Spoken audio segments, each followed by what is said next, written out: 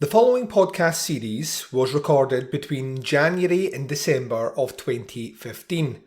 Originally hosted on the Horophilia Podcast Network, it is now transitioned to the Podcast Under the Stairs Collective.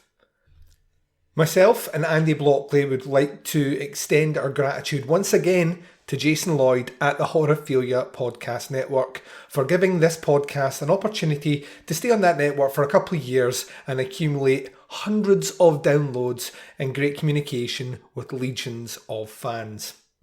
The next instalment of the Doing the Nasty podcast, looking at the DPP third tier movie list, will start January 2020. Duncan McLeish will be joined by Mark Ball, who will be replacing Andy Blockley on this podcast, and will release one episode each month covering 2 films from the Tier 3 DPP Video Nasty list. But until that season drops, please enjoy these archives. Nasty. They were called Nasties, and they were nasty.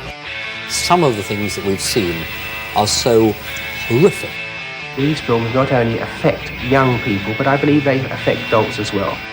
An extravaganza of gory violence capable of depraving and corrupting those who watched it. I have never seen a video nasty. I wouldn't. I actually don't need to see what I know is in that film.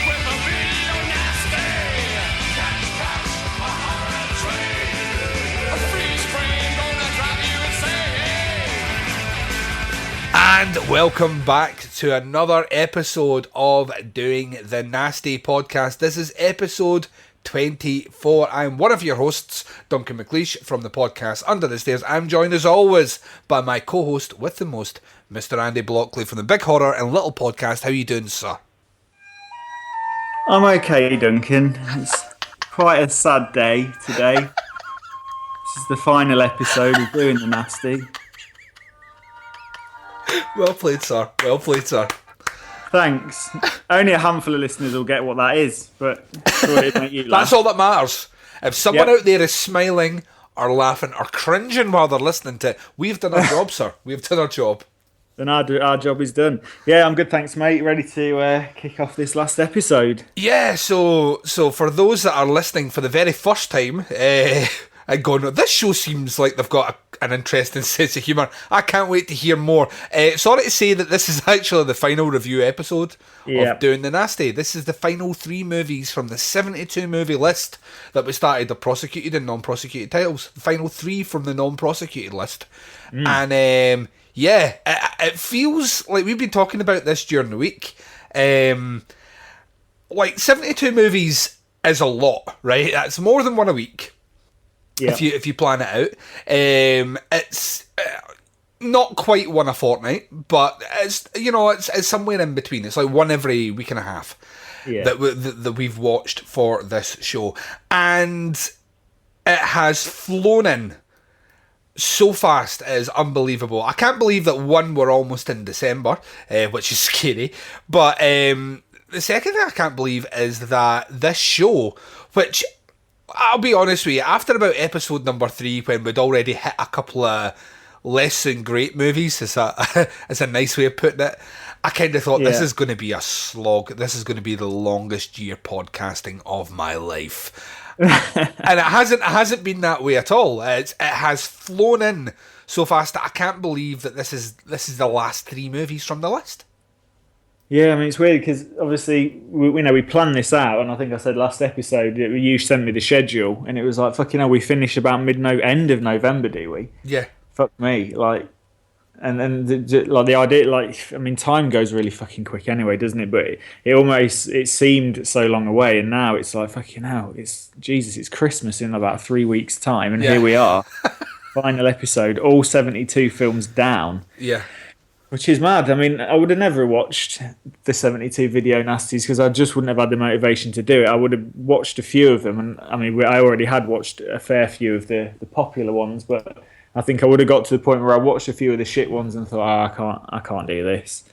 So it's a great opportunity to actually get through and sit, you know, something to kind of tick off your list, isn't it? I've actually watched all of these 72 notorious films. And And then there's just that bizarre thing where only about 10% of them are, deserve to have that notoriety because, they're just not that bad, are they? I mean, we've got a very strange collection of films tonight, to be honest. They're all very different movies, aren't they? I love the fact that we're ending with this episode, because to me, this episode, as a whole, with the selection of these 3 movies, pretty much sums up the Nasty List, like, in its entirety. Like, everything that we've kind of covered is in here. We have zombies, we have pseudoscience, we have exploitation, we have women in prison, we have genital torture, we have rape. A couple of times. Yeah, we have supernatural. Like, this episode almost feels like the overarching summary of a lot of the main themes that we've covered throughout our journey through the Video Nasty List are encompassed in these 3 films. That's not to say that they're great, and we'll get into that, but I think getting to this stage, like you say, I would never have done it either. It's one of those things that has been kind of toyed around with in my head for years now, is that I am one for making New Year's resolutions. I don't always stick to them. I'm like a lot of people, but I try and pick about 2 or 3 which are attainable, and then I try and pick a couple that are a bit of a stretch, and I see where they land. And one of them, there's always something movie or TV related, so there'll always be this year coming up, I will watch the entire series of a programme everyone's been talking about, or I'll try and watch as many movies by this director as possible, and all the rest. And I've always found that those are the ones that are a bit of a struggle, because you get to that thing, if you hit a couple of bad movies, why would you want to watch any more? Yeah, exactly, you know what I mean? Because you're just torturing yourself. And that's why on my other show, the podcast Under the Stairs, this year I did a full retrospective look at Argento, who's one of my favourite directors. There's a couple of movies that I don't necessarily like that the guy's put out, and I would never watch them. If I was watching Argento movies, I'd skip over them. But I was like, if I put that in this show context, I will watch those movies. And that's exactly the same with Doing the Nasty. If I know that I have to every 2 weeks sit down and talk about another 3 movies from the Nasty List, I will watch them. And I mean, you say it's about 1.5 movies a week. We kind of watch them back to back. I know I tend to. I'm the same, because binge. I mean, there has been somewhere I've spaced it out, but I mean, these last ones I watched 2 yesterday and 1 the day before, just to kind of to get through, because you do need them fresh in your mind. Definitely, well, don't you? Definitely. I think so. The other thing I was going to say is resolution achieved then for you. Yeah, definitely, because that was one of the things. As soon as we spoke about this, and we'll get into it in more detail next week, which is officially our last episode, but we're not movie reviewing on that one. We're just going to kind of close out the show in a nice fashion with a lot of interactive stuff from our listeners, and I'm really looking forward to doing that. But we discussed this in December last year, and I've mentioned it before on this show. This was an idea for your show. I'm going to do a Video Nasties episode of Big Horror and Little Podcast. Do you want to come on to that? And I was like, yeah, cool. And then we were like, well, what 3 movies will we do? And you instantly start going, oh, well, we'll have to do Cannibal Holocaust. We'll have to do I Spit in Your Grave, Last House on the Left. You start picking those ones.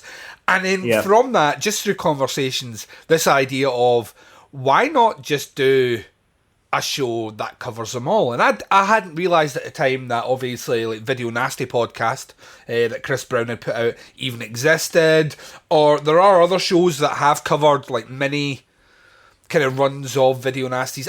It was one of these things I thought, no one ever talks about Video Nasties in podcasts, and I don't know why. I know on some level that it's an inherently British thing, but why no one was... Because it seriously is a very important bit of history. I mean, regardless if the movies are tacky or whatever, the kind of mass level of censorship that a country would take towards its citizens when it comes to what they can watch is something that's hugely important and should never be forgotten. I think is one of these things that we we should always keep that in the back of our minds, that the governments do have that power, and when hysteria reaches a certain level, which it's doing again for completely different reasons at the moment, but when they reach those levels of hysteria, people almost allow government to kind of rush through things which on paper, if you were to sit there and scrutinise,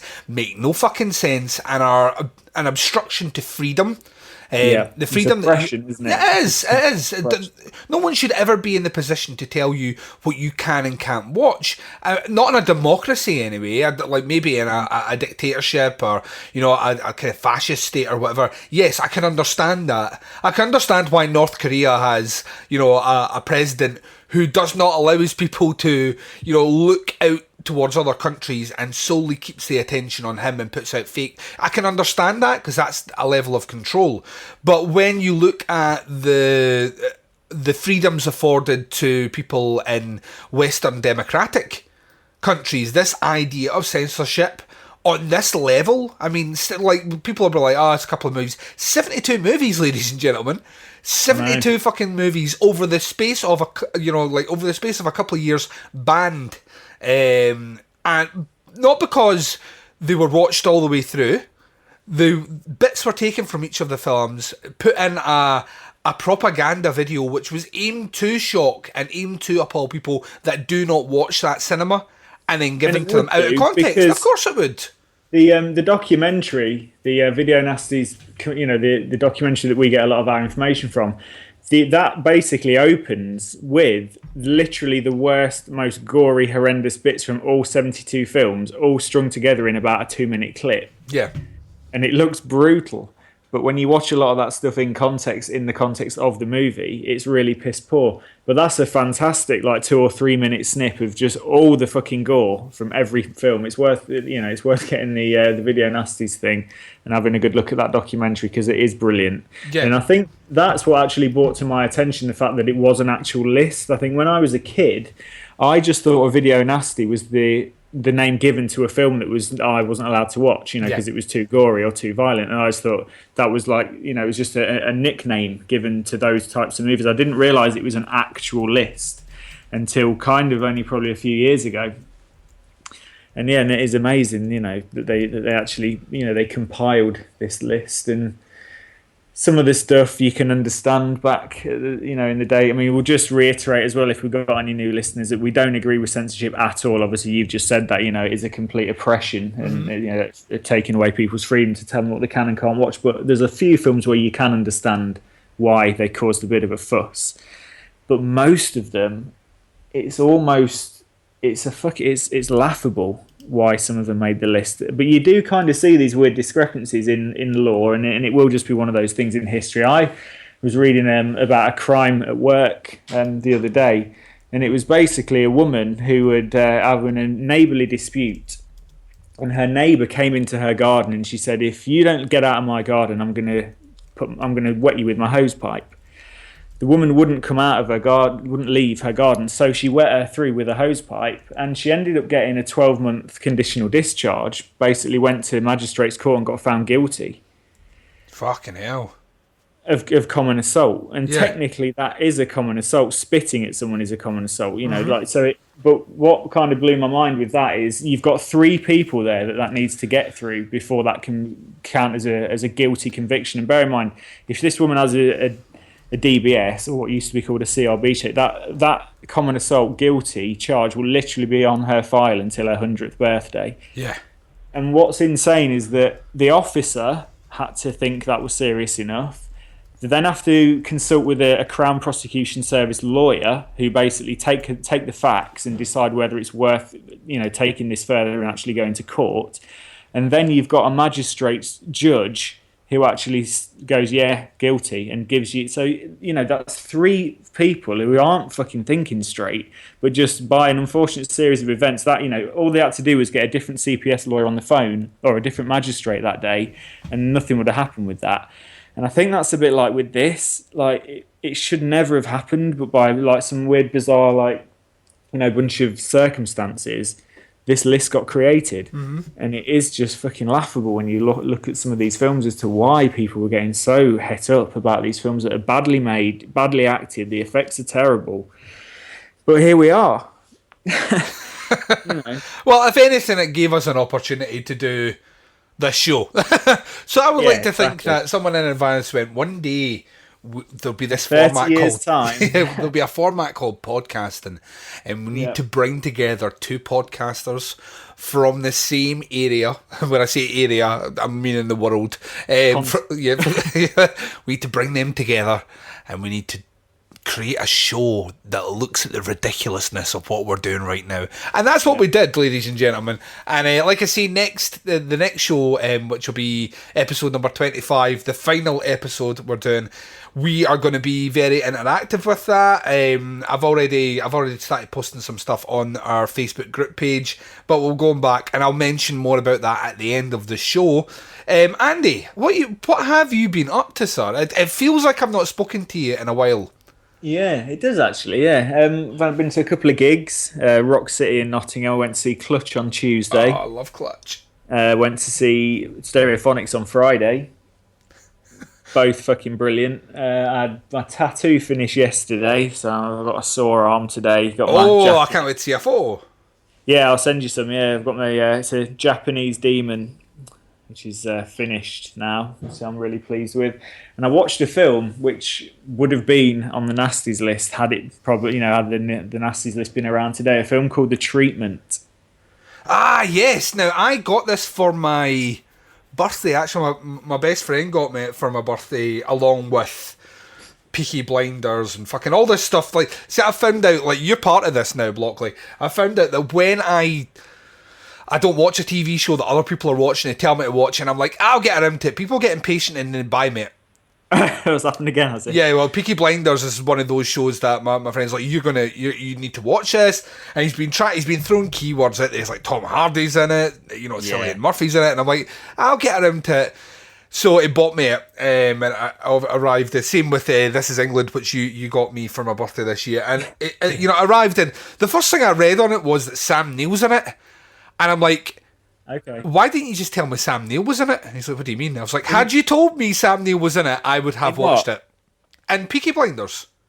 Oh, right, I didn't know that. Yeah. Okay. Had he told me that Sam Neill, he's so dreamy Sam Neill, had he said to me, Sam Neill is in Peaky Blinders, I would have binge watched that motherfucker, right? But he didn't do that, so he bought me it. So he bought me that, and he bought me The Treatment, and of course I was so busy looking at Peaky Blinders, I didn't look at what The Treatment was until he'd left, and then I was like, what the fuck's this movie? Did a quick check on the internet to see what kind of reviews it was getting, and the reviews are insanely high for this movie. Yeah. So much so that I have not had the opportunity to actually sit down. I want to give it see, when a movie gets like really, really high ratings, I kind of feel like I should watch it myself in a quiet room with no distractions around, so I can put my whole attention into it. And then you've told me you have watched it now, and you thought it was good, yeah? I thought it was brilliant. I'd probably give it an 8.5, maybe even a 9 out of 10. Ooh, that's high for a Blockley, huh? Probably not a film I'd ever want to watch again.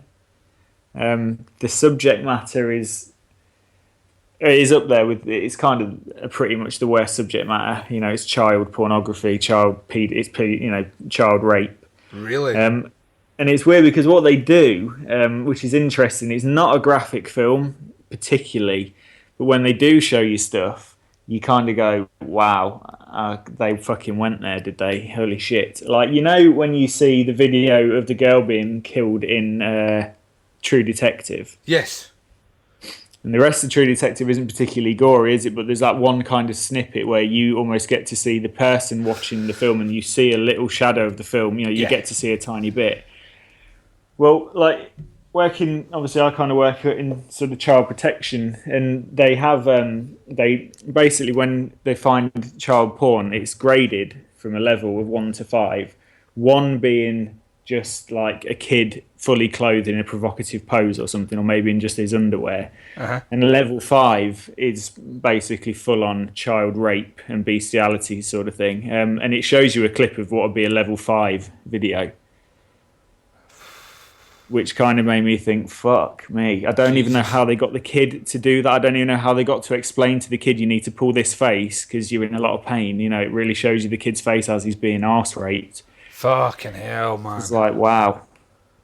But it's not a graphic film at all. Obviously, it got an 18 certificate, you know, but it's not. The movie itself isn't graphic. It's just when you do see the odd 3 or 4 second clip or something like that, you kind of think, fuck me. Yeah. Like, that would not happen in an English-speaking movie. Obviously, this is a Belgian movie that has happened to be released over here. But the subject matter, I mean, I haven't got kids, and I won't tell you what happens in the film, but there's bits that I think would be a hell of a lot worse for me to watch if I had a kid, and I haven't. Obviously, you have. Yeah.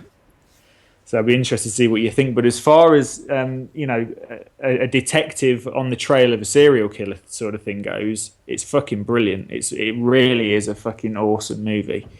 It's just difficult subject matter, and it's funny because. Hey? I said I can't wait to watch it now. Oh yeah, you've got it, man. And it's weird because the only negative review on Amazon is somebody saying this is awful and bleak. That's basically what her review was, and she gave it 1 star. and I never bother reviewing anything particular myself, but I had to reply to a review. I just said, look, you can't give a fantastic film 1 star because you can't handle the subject matter. Yeah. Because that's really unfair. It's like when people give something 1 star on Amazon because it turned up late or it was broken when it got there. Yeah. You think you're not reviewing Amazon as a service, you're reviewing the movie. You don't give it 1 star. But apart from that, it's basically, I think, 4 and 5 stars. And I think the only only reason a lot of people are marking it down from a 5-star movie is because it's almost like I can't give a movie with child raping 5 stars, can I? You know, it's like I think people don't feel comfortable giving that much accolade to a film that is so disturbing. Yeah, but it's so good. It's so well acted. The characters are great. There's some brilliant twists and turns in it. It really is up there. And if you can handle that subject matter that I've just mentioned, then yeah, I'd fully recommend that movie. I can't wait to see what you think. Yeah. But a film like that, can you imagine with that kind of content? Yeah. 30 years ago, never happened. It would never. No, you're right. It's. Do you know what? I can't wait to see Obviously, you've got baby rape, haven't you, in something like what Serbian is it? film. Serbian film.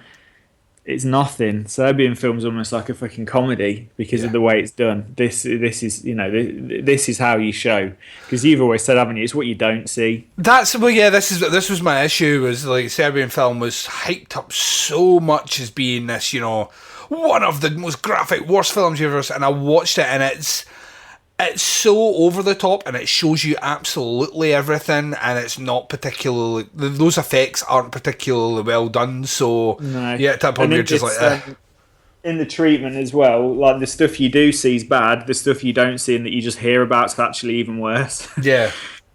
So it is even worse than the stuff I just told you. So I can't wait! I cannot wait to watch it now, and I will watch it before the next episode, because as part of our closing episode, we are going to be doing a little segment on modern films that would definitely have made the list. So it sounds like this might be one of them, so I'm looking forward to that. I've not been up to all that much, if I'm honest. I foolishly bought myself a copy of Fallout 4, which has ate a lot of my free time. The Widowmaker, that is. Yeah, pretty much. My wife will never see it now. Yeah, I tend to play it when she's asleep. So it doesn't affect her too much. And Headphones on, it's one of those games as well where it's not a button mashing game. So I have tried it before in the past with certain games. I'm like, I'll play it while you sleep, and I'll just play it in the room and I'll be fine. But certain ones are button. She'll wake up. She's like, "What? You're making so much noise rattling buttons."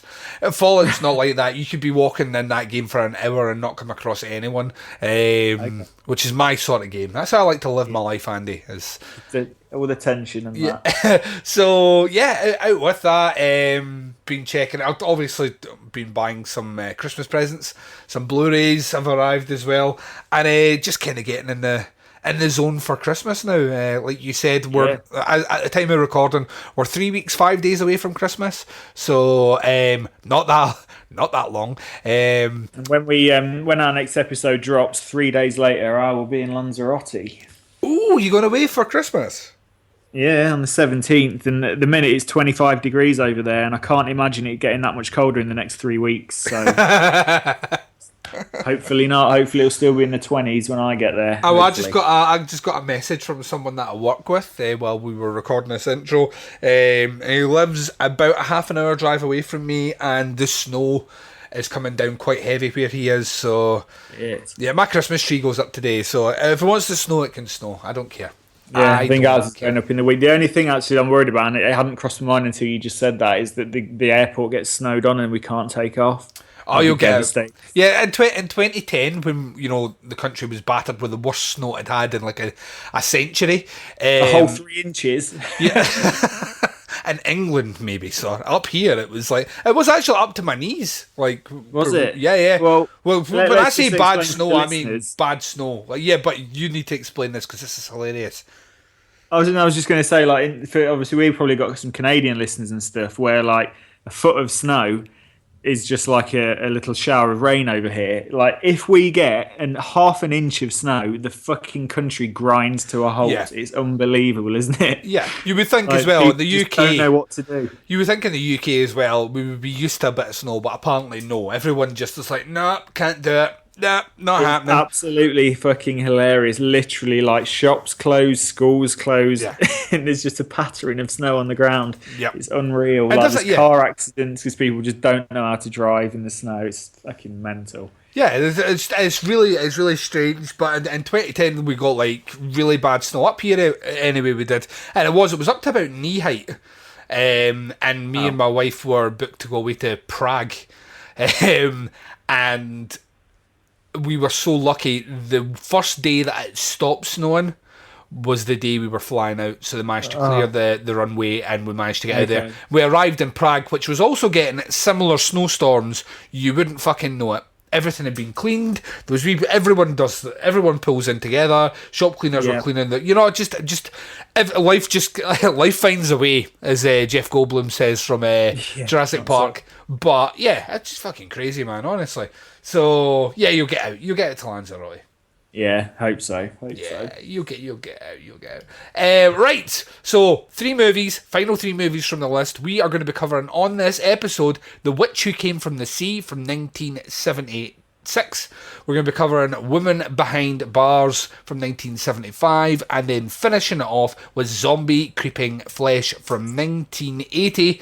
Andy, am I right in saying it's me that's kicking us off this week? It is you, yeah. Finally, right at the end of the show. Got it right. It's taken me 20 odd episodes to start finding out who's doing what, but so we're going to be covering the first movie, Which Who Came from the Sea, right after Johnny Krug's promo for Kruger Nation, and then some wise, learned individuals from that documentary telling you maybe why this movie was put on the banned list. Myself and Andy will discuss it right after this. Do you like movie reviews that are insightful, thought-provoking, and delivered by somebody who's trained to critically dissect every aspect of a motion picture without ever having to use obscenities?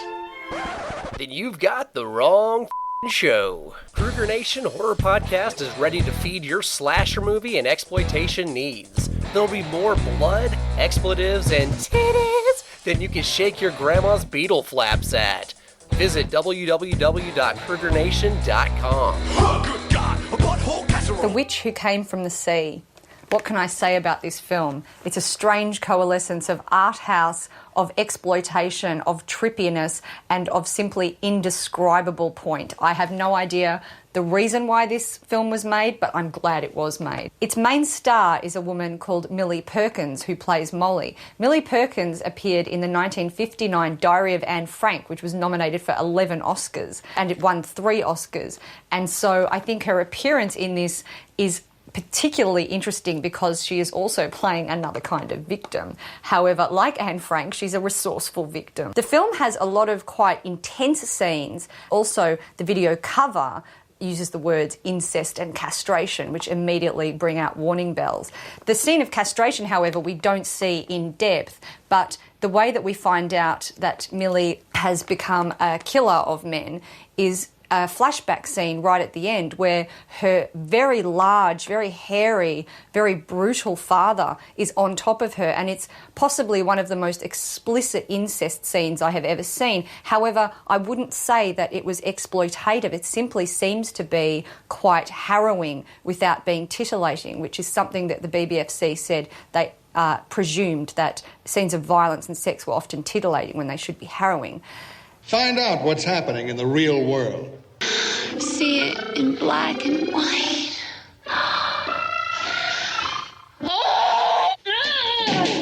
God made all of us perfect. Truly, he did.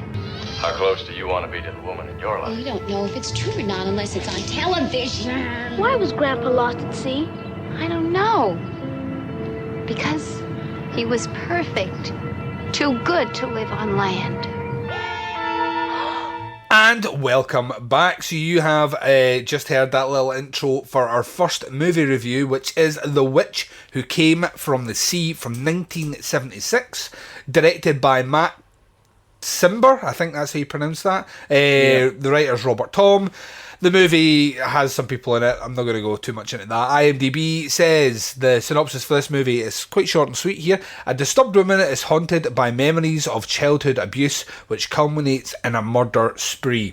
Right, this is an interesting one because I don't know what I expected from this movie, and it wasn't this. No, it wasn't at all. Our buddy Chris Brown from the Video Nasty podcast had put a couple of weeks ago when he joined the group that this was the one he was most interested to see what we thought of. Okay. And I don't know, we have not done, generally we do a bit of back and forth during the week on movies that we've watched, and we have not done that for these three, no. So I don't know where you land in this one. I will say that I really enjoyed this movie. It is totally not what I expected at all. No. But when I did a bit more research into it, certain things started to make sense as to why I dug it so much. And the first thing that kind of stood out to me is the cinematography is fucking amazing in this movie. And then you find it is Dean Cundy that did it. Yeah. And I'm like, yeah. Well, there you go. So even before he was doing things like Halloween and his long stint with Carpenter, or, onto things like Jurassic Park and stuff like that, he did this movie, and you can see a really steady, kind of woozy, dreamy sort of filming style here in this movie. I think what kind of stood out to me the most is that the picture, very misleading, the front cover very misleading, because I genuinely expected this is going to be a movie about a witch. And she has come from the sea. You know what I mean? But that's like saying, fucking a movie like I Spit in Your Grave will have a scene where she spits on someone's grave, and that doesn't happen. You know what I mean? Like, I would taking the name too literal. What I quite like about this movie is like its subject matter is actually pretty fucking grim. You know what I mean? It is about this woman who Molly, I think is her character's name. I watched this one a couple of days ago, but Molly is. She has been abused in the past by, I believe it was her uncle. Yeah. And she's basically back for revenge. And on paper, that kind of makes it sound like it could be like something like I Spit in Your Grave, but it's nothing remotely like that. It's not like a rape revenge movie per se at all, really. It kind of what it is more this kind of weird, exploitative sort of art house kind of drama, if that's a way to describe it. And it's her mainly kind of.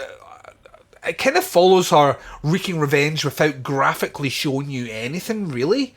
It's quite tame by standards of other movies which cover a similar content, which I thought was quite interesting as well. I kind of thought there was a lot of this movie that just kind of feels like it was geared towards me. So it will not surprise me in a second if you tell me you did not like this movie. It really does have I'd like, we've already spoke about certain movies that kind of fall into this category of being almost very art house, like movies like Possession or Driller Killer, which have this kind of art house aesthetic. It kind of, to me, this one kind of sums it up probably the best. Yeah. Just in terms of the way it's shot, the kind of the weirdness, the underlying weirdness of this movie all the way through. There is not the greatest of acting in the movie, but I think the main roles anyway are acted fairly well. I think Millie Perkins as Molly is really. She's doing that. I don't necessarily fully believe that she's a character that has grown up with abuse, but I do believe her intentions when she's going for revenge. And I think there's a conscious choice not to show. I don't know if it's, budgetary, but there's a conscious choice not to show graphic killings and graphic revenge in here. I think if they did, it would probably ruin the tone of the movie. I think it'd be like trying to put a nail in with a sledgehammer. It kind of feels like this movie does what it needs to. It is a weird oddity. I'm very, very, very surprised that this made the list, even though it does kind of cover the idea of rape in the movie. It does cover the idea of death as well. Things that were trigger fingers for the Video Nasties, but I really like. This is a weird one. The only thing I didn't really like is the score of it. It's pish. It's like a really very, very, like, some of these like scenes of drama were like a really shit cycle. And it was like, but but it was like, what? I'm like, what the fuck is this? It's got a weird wobble board thing going. Yeah, I didn't get it, but yeah, when like some of the shots in this movie are some of the most beautiful shots I've seen in any Video Nasties movie thus far. Like some of the panoramic views of the sea and things like that. And once again, when you hear that Cundy is the guy that did that, it makes total fucking sense to me. This is like a couple of years before he goes off and kind of basically really solidifies his career working with Carpenter. But I thought this one was... Apparently there was a DVD release in 2004 where they basically made a big deal about the fact that they kind of advertised the fact that Dean Cundy had overseen the transfer into widescreen and that, and I think that kind of sparked interest in the movie. I think a lot of people would have bought it just because of that. Yeah, it's one of Dean Cundy's, let's give it a watch. It's about to come out, Arrow's about to release it next year. I think I mentioned this like a box set thing, isn't it? If movies you've never seen, kind of thing. Yeah, basically, I think it's like the Great American Nightmare or something. I think they're calling it, and it's lesser known movies, isn't it? That they're out. And this is one of them. And it's funny. I was reading it, when Arrow ever do like an announcement of a title, it's brilliant just to take 2 minutes, like give it like a day. Take 2 minutes and go across and read the comments on the Arrow page, because they're like serious cinephiles follow that page. But it's always good to hear the reactions, and like some titles that I think it doesn't sound all that interesting, I'll read what people are writing and they're like, can't wait, so long that we've been waiting for this on Blu-ray, and I'm like, oh right.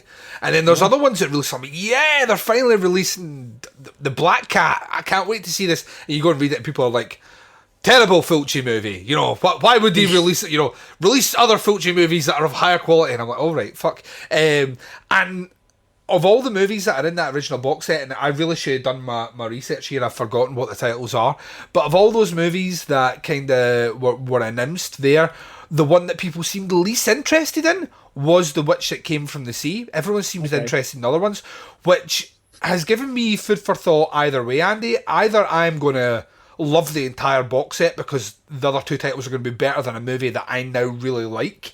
Yeah. Or they're going to be really, really cheesy, and the people are maybe don't like it because maybe it is a bit too arty, or maybe it doesn't go too far, or whatnot. So it will be interesting to see what the final say is for it. But yeah, I really had I know you laugh when I say these words, but I had a good time with this movie. I really really enjoyed. I just thought it was really strange, and like I say, it covers subject matter. I was for those that were out there that didn't realise, yes, I was stalling slightly there, so I could say that it's called the American Horror Project. Okay, that's it. Yeah. Yep. The 3 movies in Volume 1 are The Witch Who Came from the Sea, Molestia's Carnival of Blood, and The Premonition.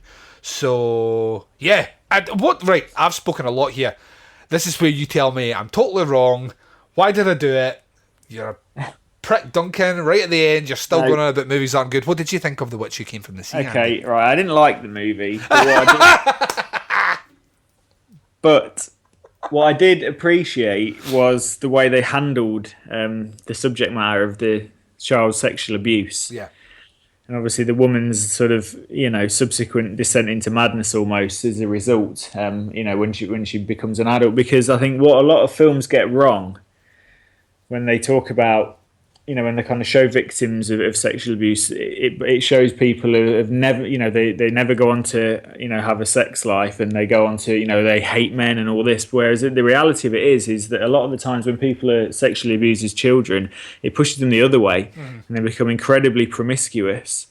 Not always, I'm just saying, like, quite often it will happen that they'll almost want to take control of their own sexuality, because obviously abuse is having no control whatsoever. You don't get any control over when someone's having sex with you. Yeah. Whereas if you flip that on its head and you all of a sudden become someone who's incredibly involved in a sex life, you're almost taking control, and it's almost taking the control back of your sexuality. And obviously that's what happens with her. And I just thought that was quite good, and it's something that you don't tend to see in movies, is that side of it. Because obviously, she's looking at the guys and she's fantasizing about the 2 guys on the beach, and, she's looking at their cock and looking at them working out and all that kind of thing, which is what most people might think, well, hang on, if you've been sexually abused, why would you, be thinking like of men in that way? But people, studies have shown, and obviously my wife works a lot with sexual abuse victims. And that is quite an accurate portrayal of how some people go after they've been sexually abused. So I really appreciated that on that level, just because that's not something you tend to see in movies. That's almost a different angle that it was showing you. So I really appreciated it in that way. I just, I'm not into these films where it's.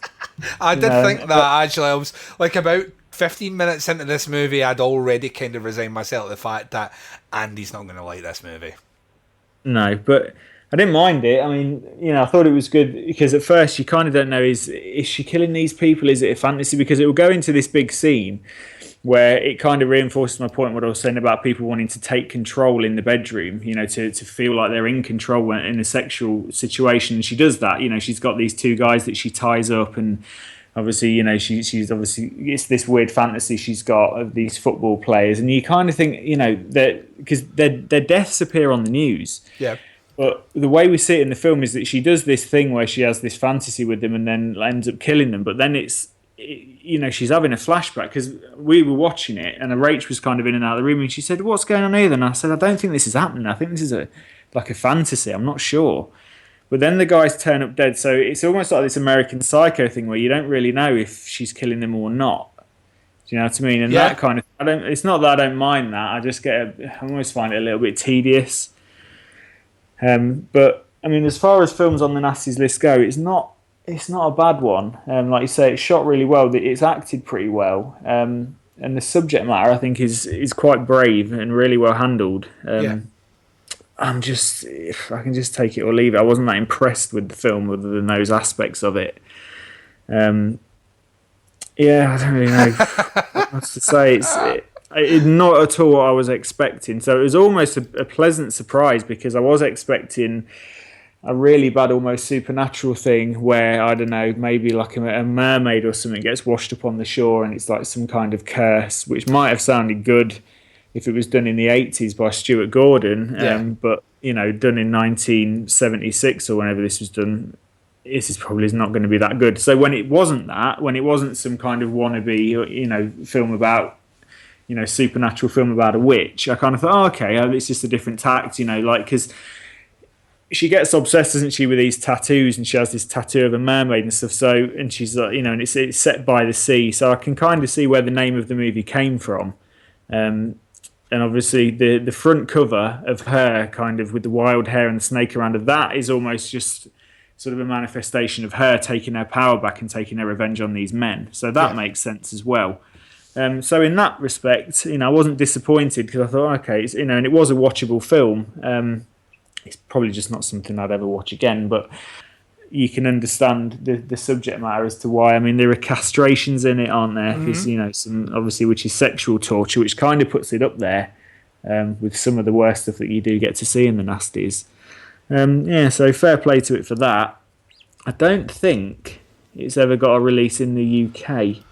I don't know if this 2004 release was in America. So obviously this Blu-ray that's coming out, I think, is possibly the first time. I think you're right. Yeah, I think this might be the first version that we have. Oh no, hang on! It was released. Maybe. It was released 2 years later in 2006.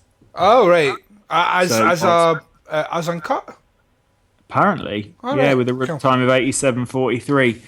In 2006. Oh well, so, I'm looking forward to that. I mean, I've already pre-ordered the box. I'm looking forward to checking it in Blu-ray, because it's well worth getting on Bluray, isn't it? Especially when Cundy's a cinematographer. Oh yeah, that's what I'm thinking. I'm thinking it's Arrow are going to do an amazing job on that. Yeah, can't wait to check that out. Anything else you want to say about the movie, or shall we grade it and move on to our next movie, which I've got a sneaky suspicion we're going to fly through. Really. Let's grade it, because I'm interested to see what you think. Right, so for me, it is. I think it's going to come in at community service. I would love to give it something higher, and I think even though the subject matter itself is something which is of quite a kind of taboo status within the kind of nasties and just in cinema in general, I think had it been a bit more graphic.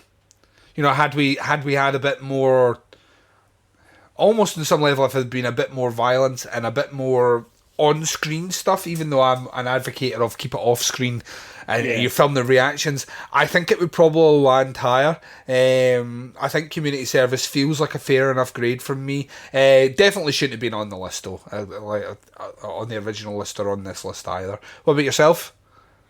I'm only going to give it a slap on the wrist. But I do think it should have been on the original list. Do you know? Yeah. I can't argue with that. So just because of the subject matter, because it almost seems like a weird contradiction there to say that I am only giving it a slap on the wrist, but I think it should have been on the original list. But what you actually get to see is not a lot. I mean, you do get to see her cutting people's cocks off, but it doesn't disturb like it should. It should disturb, and it doesn't. And I don't know if that's because it's almost a fantasy and you're not really sure whether it's really happening, or it's just the fact that it's not really done that well. But I do think I'm just surprised it's not on the original list. I don't think it should be on any list, because obviously we don't agree that the list should even exist, but I wouldn't have been surprised if this was on the original list. And it's weird as well, because I'm going to almost contradict myself again, because if it was on the original list, I would have said it shouldn't have been, if that makes sense. It does make total sense. Like, if it was on the first list, I would have still said, well, I can't really understand why, because it's not that bad. I just don't get why it was dropped. I think I'm surprised it was dropped, because the subject matter, compared to some of the other stuff, again, we're going to mention Evil Speak. Yeah. That was on the main list, and this was on the secondary list, and this is, this deals with sexual abuse of children and the subsequent descent into madness, and someone never really dealing with those demons, and as a result, as an adult, they're suffering from severe mental illness. That's quite a heavy subject matter. Yeah. And then you've got Clint Howard being chased along a football field by a guy that looks like Prince Charles, and that one makes the list, and so that's just a bit baffling. But I think this one is worth a watch. I don't think I'll be buying the Blu-ray, but I can understand why you are. It's going to look great. I mean, there's no denying it's going to look very good on a nice TV, so probably worth a watch. Yeah, definitely. Cool. Right, so that's our third last movie down. Don't cry, Andy. Don't cry. No, I want to play the song again. We are going to take a short break. You're going to hear some promos for shows on the Horrorphilia Podcast Network. Is the network that puts us out exclusively with some other fantastic shows over there that you should check out.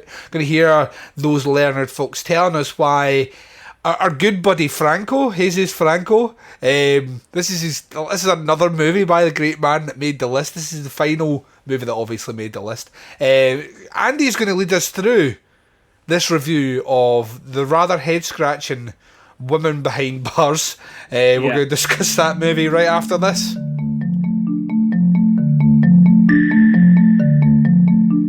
There are many mysteries in this world, and whether you believe or not believe, we gather to explore the strange and unexplained, where the paranormal is normal and nothing tastes like chicken. We are Mysterious Boom! Exclusively on the Horrorphilia network of podcasts. Women Behind Bars. This is another Jess Franco film, not one of his best. It's one of the sad facts that, virtually none of the really great Jess Franco movies were available on British Video around that time. We got a bit of a dog's dinner, really, of some of the bottom feeders on his filmography, things like Oasis of the Zombies and things like that, which are not terribly good. But anyway, Women Behind Bars. Interesting story about this. It's not a great Franco film, but the interesting story about this is that it was made. It's a classic example of Franco using the money that he'd been given to make one film to make another film for someone else behind the back of the guy who'd given him the money. So I think it was Erwin Dietrich, the producer who ran a company called Elite Films. Dietrich gave Franco the money to make a film which eventually came out in the US as Barbed Wire Dolls. That's its probably most famous title. It hit video in this country, I believe, in a terribly cut-down version, which never bothered the Video Nasty list, as Caged Women, missing about 20 minutes or something like that. So it's no wonder it never got on the list. There's virtually nothing left of it. Having completed the film for Dietrich, he then used the remainder of the money which he'd kept aside, made a second film, which is Women Behind Bars, and sold that film to a different distributor, obviously having sort of like two bites of the cake from Dietrich's money. Dietrich knew nothing of this until a couple of years later, when he was in a cinema and was watching some of the footage and thinking, is this my film? This looks awfully familiar. Because the cast were from the same film. He'd used the same cast members. He'd used a couple of the same sort of story ideas. They're both women in prison films. Dietrich, though, was quite philosophical about it ultimately and said, well, at least he gave me the good one. L'histoire d'un hold-up sensationnel, aux conséquences tragiques. Un film violent, actuel. And welcome back. So, film number 2, like Duncan said, it's our good old mate Jesus Franco. Yay! Old Jess Franco, he's back. Didn't think I'd see him again, to be honest, because with the subject matter that this guy tends to put in his films, you can see why they're on the main list and not this list. This is another woman in prison movie / excuse to show naked ladies. Really, isn't it? From 1975.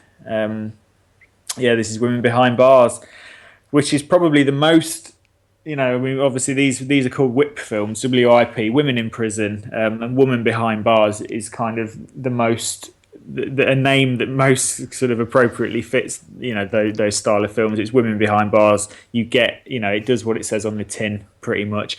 Although they're not really in a prison. They're staying in the Playboy Mansion pretty much, which is weird. It's not a prison. There's a few things here that just boggle the mind, right? They have been imprisoned, and there are bars on the prison that they're in, but the prison is just in some rich guy's house. Yeah. So that really is bizarre. For one, I mean, the woman ends up putting herself in prison by killing the guy and then just kind of turning herself into the police or whoever it is. I don't know why she ends up in some rich guy's house. Apparently, because I looked into this, obviously this is a very badly dubbed film, and apparently a lot of the dialogue isn't really matching up with what the Italian version of the movie is. Apparently, then it doesn't make sense. There's a scene where a guy is telling a woman to get on her knees when she's chained to the ceiling. So you think, well, there's a lost in translation there, because how can you tell her to get on her knees when she's chained to the ceiling? So it makes me wonder how many other things are said in this film that really don't fucking make sense because That don't it's match. just fucking bizarre. Some of the dialogue in this movie is just insane. Like, sort of the last 5 minutes, the guy, because what he does, like this guy, it is literally like Hugh Hefner. They're living there as prisoners, but this guy's like shagging some of them, and he's got like one woman that's almost like his kind of his mistress sort of thing, and he kind of sends her into the prison to infiltrate, and it's a really weird setup. But eventually, sort of our main sort of star, who gets herself put into the prison in the first place, is this really weird scene at the end where she's like coming on to him. He comes in and goes, "Do you want some cologne?" Right, this is obviously aftershave. She goes, "Yeah, all right, brilliant." He like tips some aftershave or perfume, whatever, into her hands, and then starts rubbing it all over herself like it's body cream and making like weird sex noises. Yeah. And I think, I don't know what that is. Is it aftershave or is it some kind of aphrodisiac? It's just weird to have someone go, "Do you want some cologne?" Yes. Yeah. And then just start rubbing it all over yourself. It's insane. Then she starts doing this really weird tongue thing that just made me cringe. And I think that's what like Jess Franco does. He puts people in weird sexual situations that just make you cringe. Because, I don't know, people just don't behave and talk to each other like that, do they? And I do think it must be a lost in translation thing. Do you know what I mean? Yeah. Where they're just not saying what they're supposed to be saying because it's just cringing. I mean, what did you think to this? It's such a standard prison, women in prison movie. We've literally seen it all before, haven't we? Yeah. Well, what kind of flung me off straight away is a guy who was famed for doing these sorts of movies, not necessarily women in prison, but doing hypersexualized kind of softcore porn exploitation cinema. The thing that blew my mind the most was the fact that this movie took so long to get to the fucking prison. It's about 35 minutes or something before we finally make our way there, and it's the tone of the movie doesn't make sense. Like it's there's all, once again, like the previous movie, there's these beautiful like landscape shots and all the rest, and I'm like, this is a wee bit weird. This is not what I was expecting. And we get like loads of these like really nice shots, and it's all set up really well. And I'm like, I don't know if Franco knows what movie he's trying to make here. And then we finally make our way to the quote-unquote prison, which I'm agreeing with you, didn't feel like a prison.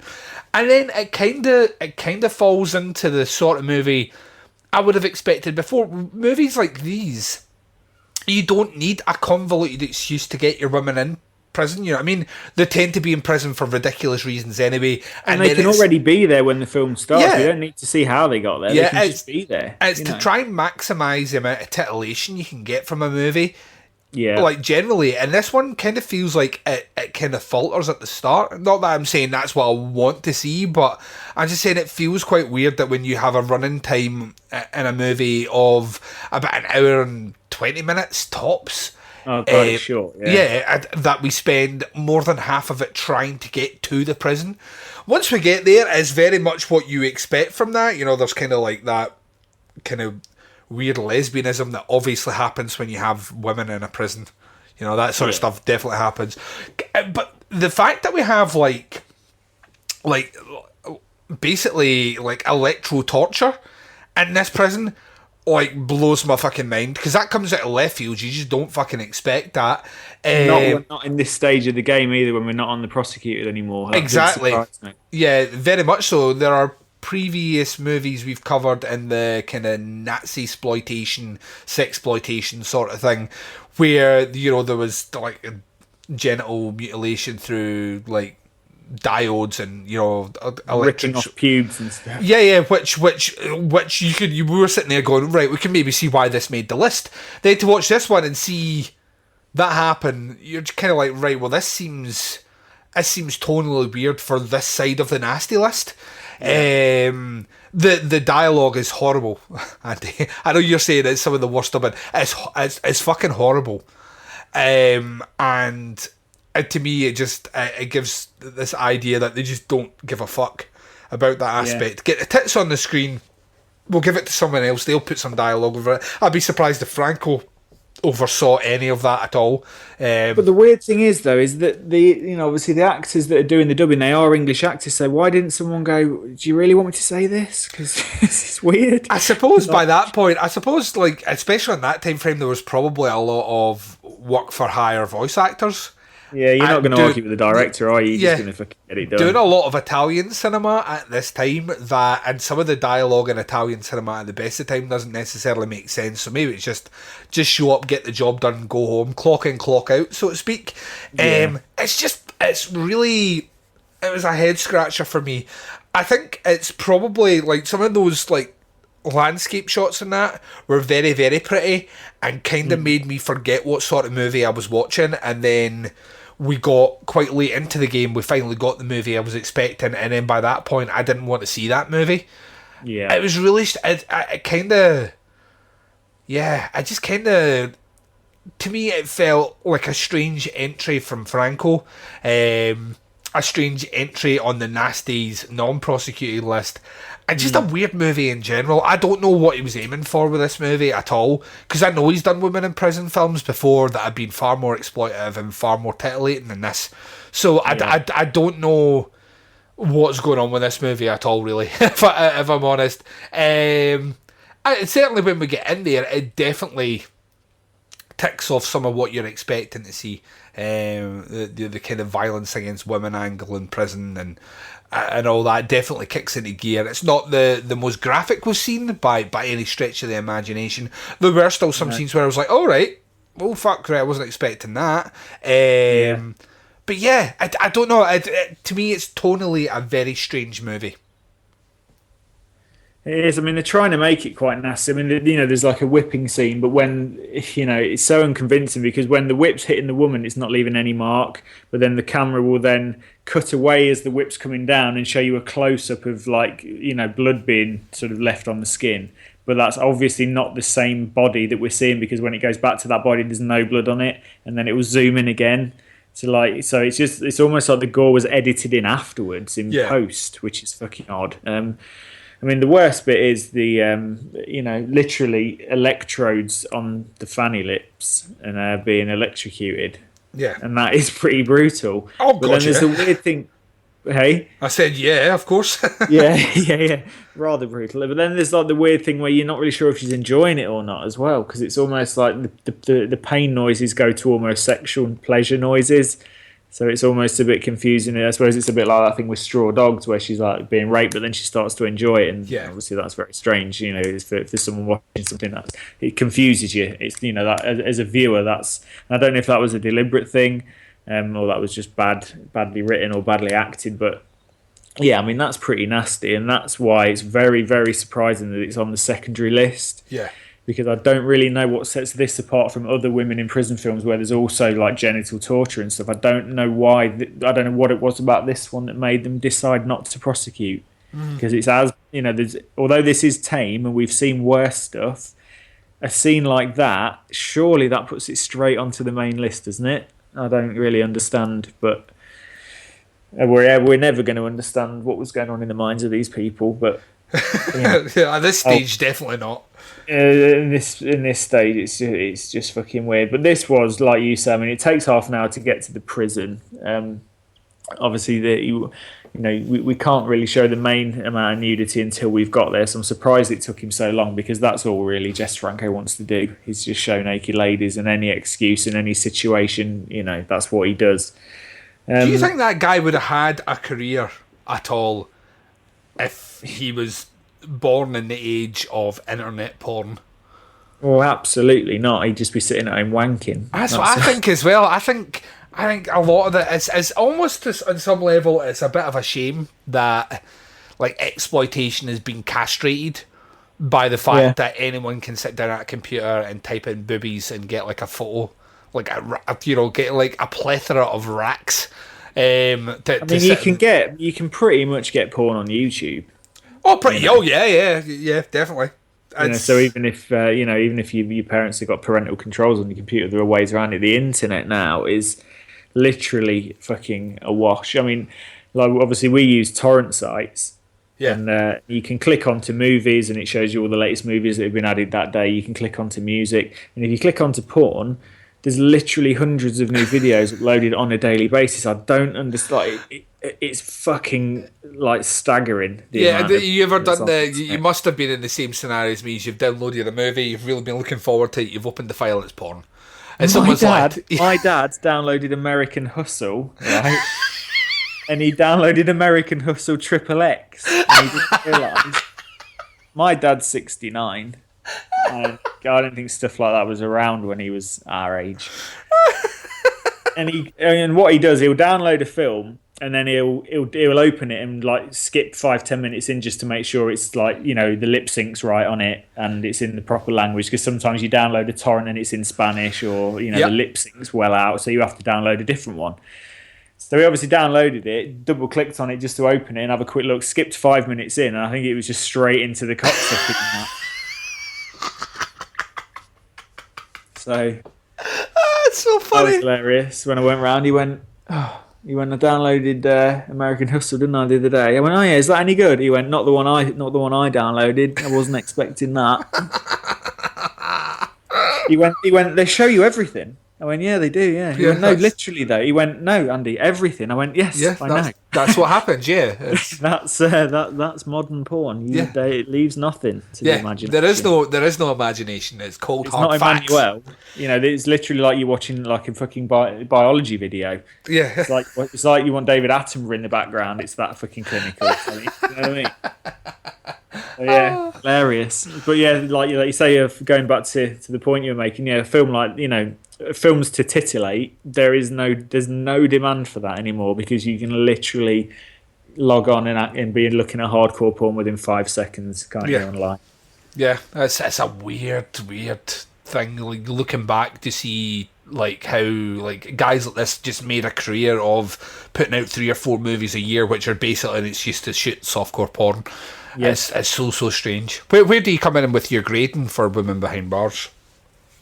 It's really hard, isn't it? Because this one's the one I've agonised the most about tonight. Like in terms of, I'm going to have to give it some community service, because there is a woman being vaginally tortured with electrodes, and you see it leaves nothing to the imagination. You can literally see them attached, and you can see a close up of her fanny as it's going on, and then you get to see her suffering while it's happening. So I really don't think I can give it anything lower than community service just for that, because although the film's pretty tame and there's not really a lot else in it, that one scene, it puts it into that category for me, because it's horrible. Imagine, like, the thought of it is weird, and it's even weirder to watch because you're not kind of sure whether she's a little part of actually enjoying it, which is obviously makes it even more kind of disturbing. So yeah, I think I have to give it community service. I'm the same. I'm 100% with you. I thought to me it was weird coming into this week's one, and I obviously won't give away my score for the final movie, but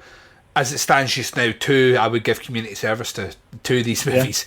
And this one even more so than the previous movie, and it's the genital electrocution scene. I think it was one of those moments. I just thought when I was watching, I was like, holy fuck. You know what I mean? Because you just don't expect it on this side of the list. You don't expect to see that. So, whereas maybe in the previous list of 39, I was kind of expecting it. You know what I mean? I was like, all right, there's going to be something in this movie that merited it being on this list. When you've got to this one, we've seen some of the movies where we have seen, I did not expect to see that sequence at all. And it did shock me. I thought, if you excuse the pun, it did kind of, you know, it did make me go, fucking hell. It's shocking. This is absolutely, like, see if they'd said that though. See if they'd done like a James Bond one-liner. I was going to say, if it was a Bond movie, he would have said it. Yeah, see if it had been. Does. Yeah, I think there is a Bond movie where someone gets electrocuted and he says shocking. I'm sure there's an Arnie movie where someone gets shocked and he says shocking as well. If there isn't, there will be. Whenever I see like electrocution on the genitals, it reminds me of a scene. Have you ever seen Human Traffic? Yes. Brilliant film, isn't it? Like, just about like, that's amazing.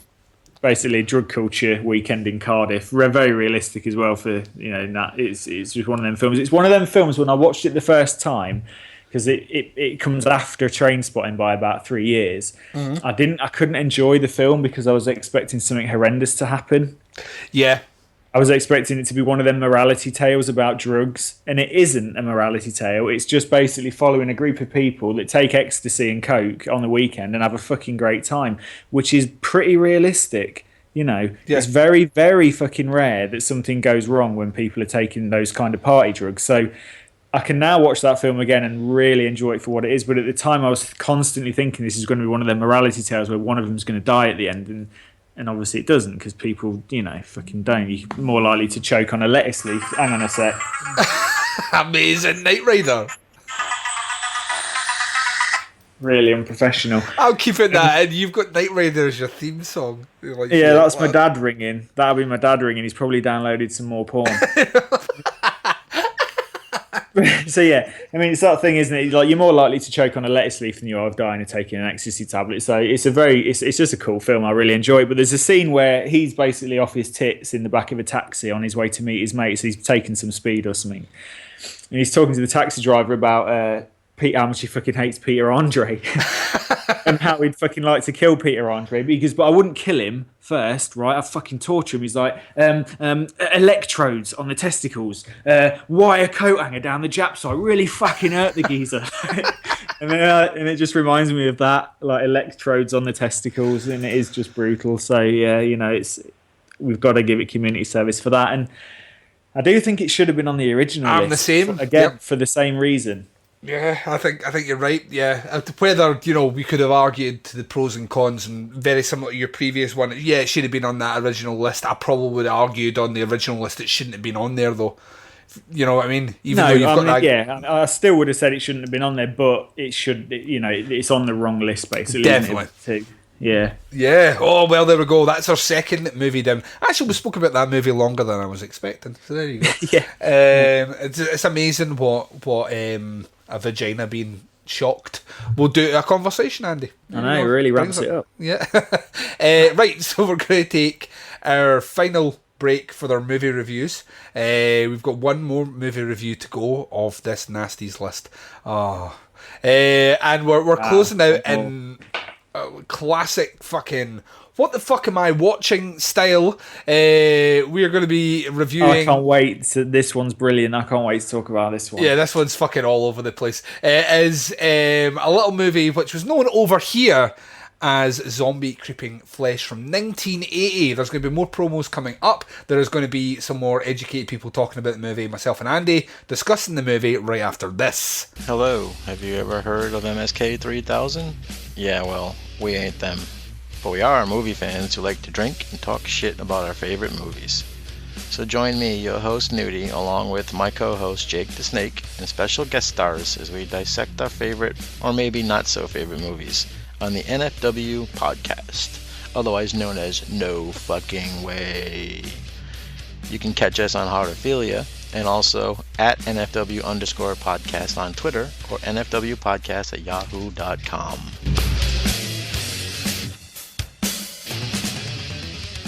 Bruno Mattei's Zombie Creeping Flesh, also known as Hell of the Living Dead. This film had a cinema release, but was then released with massive cuts and eventually became a video nasty. And it's an extraordinary montage. It's a Frankenstein of a monster because Bruno Mattei has managed to sew together a variety of uncredited music and stock footage, and it is simply a film that brings together a lot of different genres that were very popular in the Italian exploitation field, and yet I think it's quite a fun little film. You need to hit their heads! I told you! See, like this! It begins with the stereotyped kind of George Romero-esque idea of contamination creating zombies, but then it becomes quite confused and it can't really figure out whether the zombies are going to be the kind of hoodoo zombies. Get away! Or they're going to be contamination science zombies.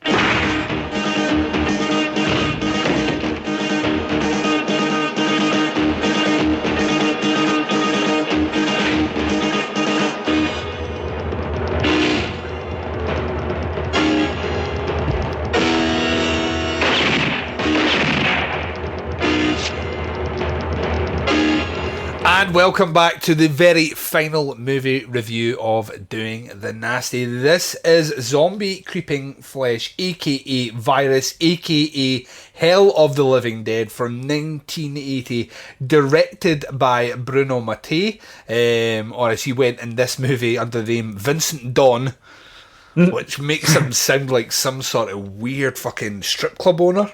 Yeah, it does. Come to Vincent Dawn's, we got naked ladies. Yeah. Yeah, and there's other folk involved with this one. The synopsis for this movie is, as listed on IMDb, a tough female reporter and her cameraman boyfriend team up with a 4-man commando unit, as you do, in the Not the A-Team. Yeah, the New Guinea jungle, whom are fighting flesh-eating zombies. That's a poorly written synopsis, but that sums up the movie, really. It's a fucking poorly written movie. Yeah, this movie, oh my god. Right, I had seen this movie before. Okay. I didn't think I'd seen this movie before, but I have seen it as Hell of the Living Dead. Yeah, that's how I saw it. Yeah, that's why I was confused, actually. I texted you saying, I thought this was like... Because I thought I'd seen it as well, and obviously I hadn't, and I didn't expect it to be going into the jungle with like what I thought was going to be cannibals and stuff, which is why I thought, fuck, I'm watching the wrong film here. Yeah. Turns out I wasn't. I was watching the right one. So yeah, this one here is a hodgepodge, which I love saying, I don't get to say it enough. It's a hodgepodge of just every fucking zombie movie up to 1980, all in one fucking movie. Honestly, it is like literally you've got Dawn of the Dead. I mean, the soundtrack is pretty much the same. It is. I had to double check it. I knew it was Goblin, but I thought it it's sounds the same. like they used the same. It's the Goblin Dawn of the Dead soundtrack, which they stole for this fucking movie. Motherfuckers. I knew it sounded similar. I didn't realise it was exactly the same. It's exactly the same. It's exactly the same. So, and to be honest with you, this movie is a rip-off of fucking of Dawn of the Dead for a start. But I mean, there's no way that this person watched this, had claimed to have made this movie and had not watched the Fulci zombie movie that came out the year before. I mean, even the fucking ending of this movie's taken right from it. It is, oh my god, I was watching it and such a rip-off. And no one can decide how the zombies are created. You know what I mean? There's about 3 different... It blew my mind watching this. I was watching it going, I just feel like someone's done like a Rocky training montage of about 4 zombie movies and put them all in here. This is the epitome of so bad it's good. This is for me. I'll watch this again. This is fucking ace. This is fucking. I laughed out loud. God knows how many times watching this movie, just going, this makes no fucking. How did we end up here? Who are you? The weird stock footage. But that's. I did a bit more research. The weird stock footage comes from a Mondo movie, which they put in after the movie was made. Okay. So the movie was made, and the producers didn't think it was zombie enough. So then they reshot some more deaths. I think they changed the ending. I think I read that somewhere that the ending isn't the original ending that Bruno shot. And then they put in stock footage from a Mondo movie, a Mondo documentary, into this fucking... Yeah, I was going to say, because the tribal stuff, that is really, like, I thought that looks too real to be fake. It looked like a real dead body, and I'm sure that's real. Because then it shows you also... a footage of like a tribes person with basically absolutely no breasts and just a nipple, and that's breast binding, isn't it? What they do, which is absolutely fucking horrendous. I signed one of them online petitions the other day.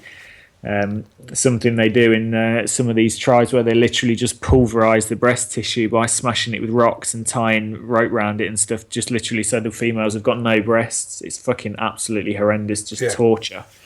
And I thought, they haven't got a victim of that in this film. That's obviously stock footage. You can tell because the grain's different, isn't it, on the stock footage? It doesn't even fit with the film. All of a sudden, you look at there's a completely different hue to the picture. It's because they've just spliced it in. They're just terrible. This is like, see when I said like at the start of this episode that these last 3 movies pretty much sum up and epitomise everything that was on the Video Nasties list. Yeah, 50% of that's in this movie. Yeah. You know what I mean? It really is. It's like going to the jungle, right? So we've got our jungle thing. We've got our tribes people. Tick. We've got our weird kind of virus zombie thing. Tick. We've got our zombie sequences. Tick. We've got our commando unit in the jungle. Tick. We've got our stock Mondo footage. Tick. We've got all this. We've got animal stuff as well. Tick. I mean, the animal stuff is not obviously filmed for this. The creature, I think it's an alligator or a very large lizard that's obviously already dead. But, they've basically got them ripping its internal organs out. Tick. It's like the whole thing is just like one giant pastiche montage of the Video Nasties. It is the weirdest fucking thing ever. And for all its weird as faults... well because... sorry?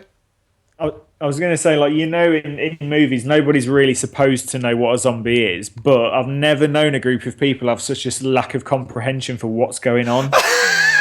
Some of the dialogue is just insane. Now, I know, obviously, there's films like, Shaun of the Dead, where he calls something a zombie, and he goes, don't say that, don't say the Z word.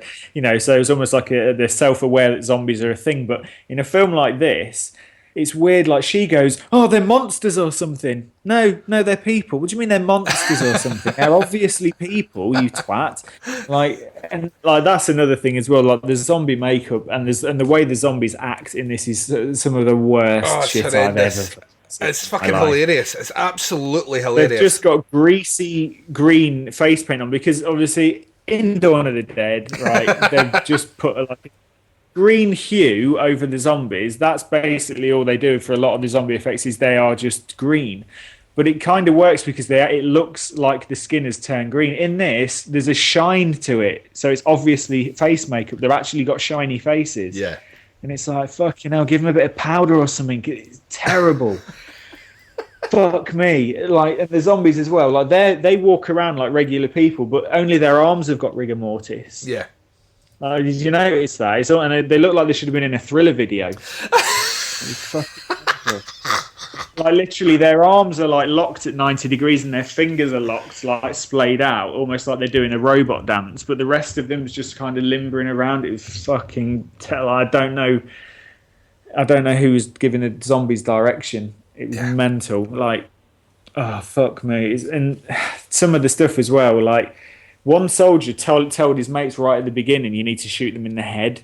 The film then spends the next hour and 20 minutes of them shooting them in the body and complaining that they're not going down and they're running out of bullets. It's how many times do you need to be told to shoot them in the fucking head?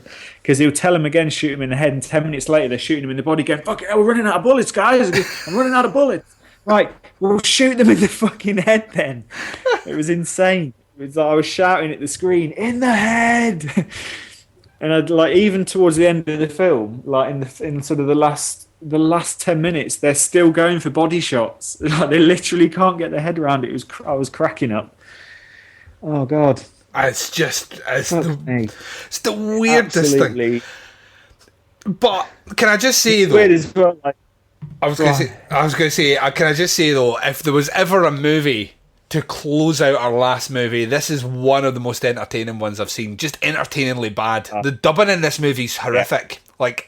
Genuinely one of the worst dubbed movies I've ever seen in my entire life.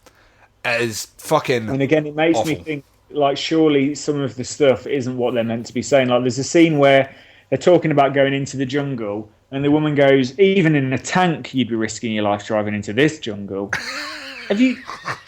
Are you joking? Have you seen the damage a tank can do?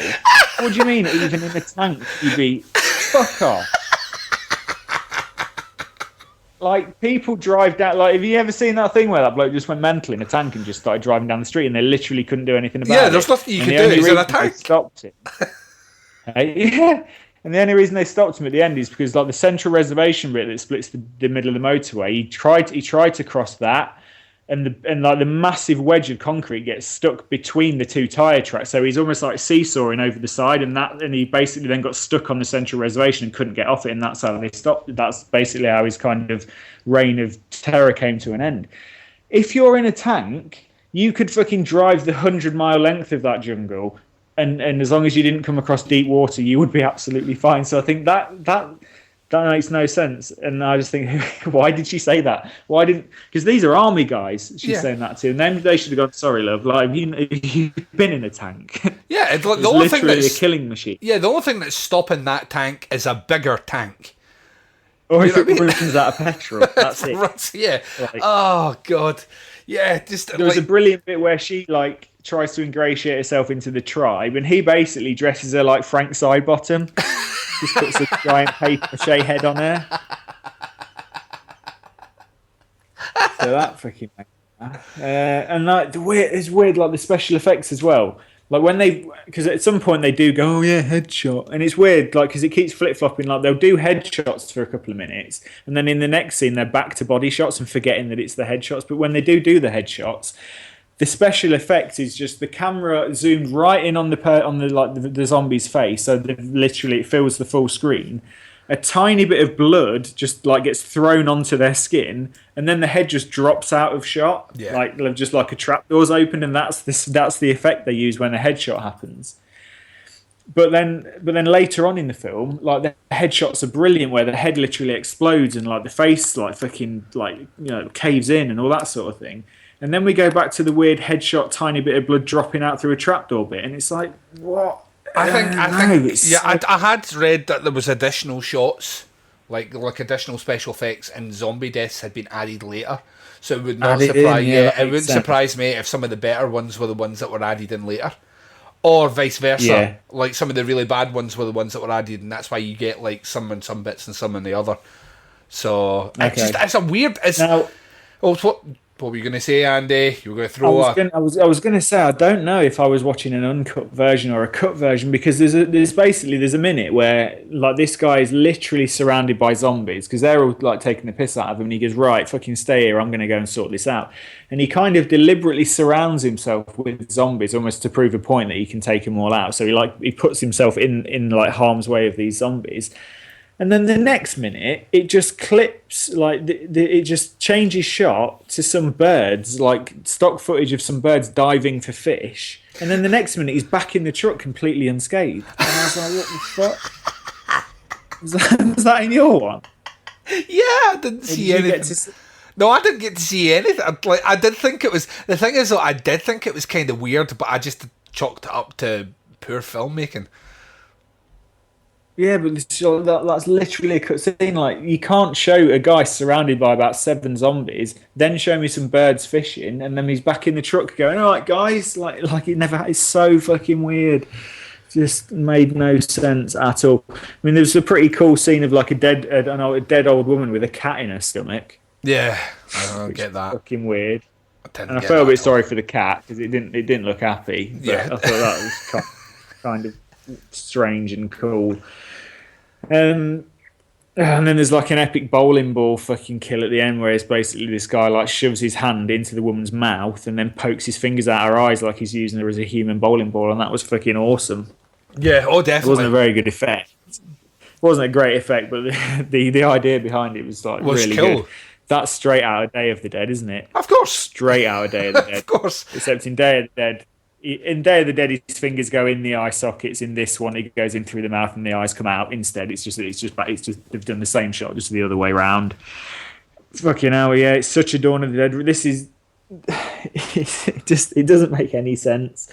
This film's got to be seen to be believed. How, like you say, hodgepodge. It's a fucking hodgepodge. It's a mishmash. It's whatever you. It's just someone's basically been like eaten a load of zombie films and then just been sick. Yeah, and we're watching the vomit. Like that's it. That. I don't know what else to say about it. It's bizarre, but it's so horrendously shit that I'd buy this on Blu-ray because it's. Oh god, yeah. It's one of those ones that, and I have plenty. I've said this before. I have plenty of Blu-rays of movies that I know are bad. but they're bad in an entertaining way that, you know, I know that if I sit down and watch them, I will smile when the movie comes on, because it's so fucking bad. Or you'll show someone, like someone will say, I saw this really bad movie, you're like, let's see, watch this movie. You know what I mean? You know, that's not bad, this is bad. And that's up there. You know, also, I've just quickly been looking, it also nicked some music from Contamination as well. Fucking hell. There you go. So there's another film. From the nasty list as well. But yeah, it's it really is. It's just a blend of pretty much, as the tragedy is a blend of zombie movies that are much better than it. It emulates, it tries to be the movies by basically copying things from it, and it's never as good as those movies. It's fucking hugely entertaining though. It is literally like, you know, them artists that drink coloured liquid and then throw up on a canvas and go, there you go, there's some art. Yeah, the Turner Prize is now mine. That's basically what this movie is. That is this fucking movie. They didn't get permission either, did they, to use Goblin soundtrack? No. They tried to sue them. Yeah, Goblin tried to sue them from it, yeah. I don't know how that landed, so I don't know on future releases. I would hope the score is still the Goblin score, even though it's ripped off. It does kind of weirdly fit it because it was written for another. It was written for another zombie movie.